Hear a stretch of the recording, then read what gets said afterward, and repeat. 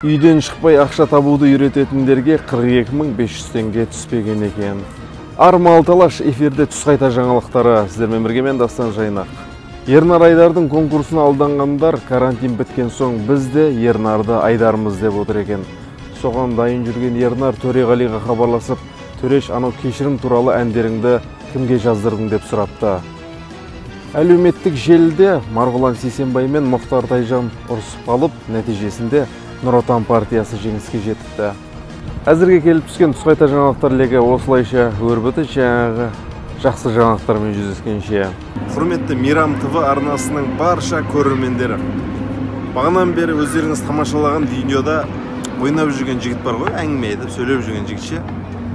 Сол мен ғой.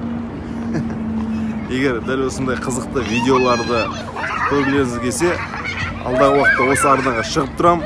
Егер көргілеріңіз келмесе де шығып тұрам, оған ренжімеңіздер. Өйткені осы арнаның бастығы өзім досымда.